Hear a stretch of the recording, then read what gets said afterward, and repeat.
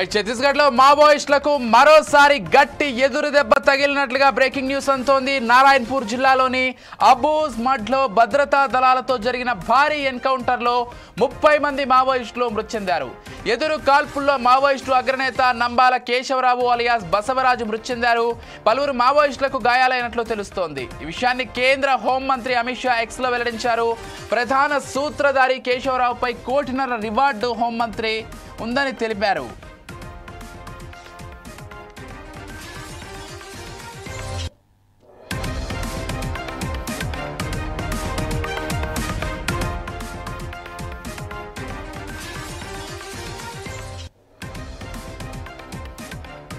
Right, ఇక భారీ ఎన్కౌంటర్లో మావోయిస్టులకు మరో ఎదురు దెబ్బ తగిలినట్లుగా సమాచారం అందుతోంది. ఛత్తీస్గఢ్ ఎన్కౌంటర్లో అగ్రనేత నంబాల కేశవరావు మృతి చెందినట్లుగా బ్రేకింగ్ న్యూస్ అందుతోంది. ఇక స్వయంగా హోంమంత్రి అమిత్ షా ఈ విషయాన్ని ఎక్స్ వేదికగా ప్రకటించారు.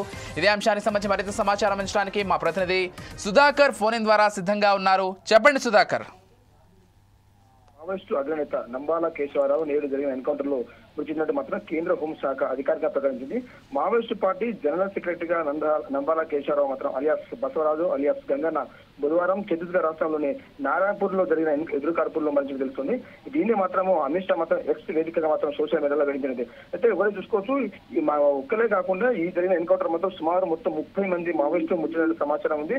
అందులో అగ్రనేత కేశవరావు కూడా ఉన్నది. ఒకరే చూసుకోవచ్చు, కేశవరావు స్వగ్రామం వచ్చేసి శ్రీకాకుళం జిల్లా జీవనపేట గ్రామం. అతను తండ్రి ఉపాధిగా కొనసాగుతున్నాడు. అయితే వరంగల్లో ఆర్ఈసీలో ఇంజనీరింగ్ చేరిన తర్వాత 1984 సంవత్సరంలో ఎంటెక్ చదువుతూ పీపుల్స్ సిద్ధాంతాల వద్ద ఆగస్టు అయ్యి అదే పీపుల్స్ పార్టీలో వ్యవస్థాపకులు చేయడం జరిగింది. కేశవరావు వచ్చేసి 2018లో అంటే గణపతి పార్టీ నుంచి రాజీనామా చేసిన తర్వాత మాత్రం 2018లో మాత్రం కేశవరావుకు జాతీయ ప్రధాన కార్యదర్శిగా నియమించడం జరిగింది. అయితే అంతేకాకుండా 2010 ఛత్తీస్గఢ్ లో మాత్రం 76 మంది సిఆర్ఎఫ్ జవాన్ల ఎన్కౌంటర్ లో మాత్రం ప్రముఖ పాత్ర పోషించిన వ్యక్తి కూడా కేశవరావు కావచ్చు.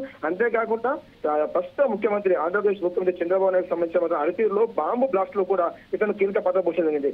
ఆపరేషన్ కగార్ 2026 నాటికి మార్చి నాటికి మాత్రము భారతదేశంలో మావోయిస్టులు లేకుండా చేస్తారని చెప్పి కేంద్ర ప్రభుత్వం చెప్పిన తర్వాత ఇంత పెద్ద భారీ ఎన్కౌంటర్ జరగడం మాత్రం ఒక చర్చగా మారింది అనుకోవచ్చు. అయితే సుమారు 28 రోజుల కాల వ్యవధి నుంచి జరిగిన ఎన్కౌంటర్ లో గతంలో జరిగిన ఎన్కౌంటర్ కంటే ఈసారి భిన్నంగా జరిగిన ఎన్కౌంటర్ గతంలో ఎప్పుడు జరిగిన 3-4 మావోయిస్టులు మాత్రమే మృతి చెందినట్టు సమాచారం ఉంది. కానీ ఈ రోజు జరిగిన ఎన్కౌంటర్ మాత్రం సుమారు 30 మంది కంటే ఎక్కువ మంది మృతి చెందిన సమాచారం ఉంది. అంతేకాకుండా ఇంకా మృతుల సంఖ్య కూడా పెరిగే అవకాశం ఉంది అనుకోవచ్చు. ఇది ఎస్ సుధాకర్, అంటే స్వయంగా ప్రధాని మోదీ కూడా ట్వీట్ చేసినట్లుగా మనకు డీటెయిల్స్ అందుతున్నాయి. Proud of our forces for this remarkable success our government committed to eliminating the menace of Maoism and ensuring peace and progress for our people అంటూ, అంటే పూర్తిగా మావోయిస్టులను తుడిచిపెట్టేటువంటి ఒక కార్యక్రమానికి నాంది పలికాం. ఈ విషయంలో ఒక పెద్ద సక్సెస్ని కూడా చూసాం ఈ ఎన్కౌంటర్ ద్వారా అంటూ కూడా ఆయన ట్వీట్ చేశారు. మరోవర్ వచ్చే సంవత్సరం మార్చ్ ఏప్రిల్ కల్లా పూర్తిగా మావోయిస్ట్ పార్టీ లేకుండా, అసలు మావోయిస్టులు అనే వాళ్ళు లేకుండా తుడిచిపెట్టే క్రమంలో గవర్నమెంట్ ముందుకు వెళ్తోంది. సో ఎలా చూడాలంటే సమీప భవిష్యత్తులో ఇలాంటి ఎన్కౌంటర్లు మరిన్ని జరుగుతాయని ఆలోచించాలా సుధాకర్? ఖచ్చితంగా విజయ్, అమిత్ షా గానీ రాష్ట్ర ప్రధానమంత్రి మోదీ గానీ ఇద్దరు మాత్రం ఎక్స్ వేదిక చిత్రంగా చెప్పడం జరిగింది. ఆపరేషన్ కగారు ప్రారంభించిన తర్వాత ఇంత పెద్ద ఎన్కౌంటర్ జరిగే మాత్రం కేంద్ర ప్రభుత్వానికి విజయంగా అనుకోవచ్చు.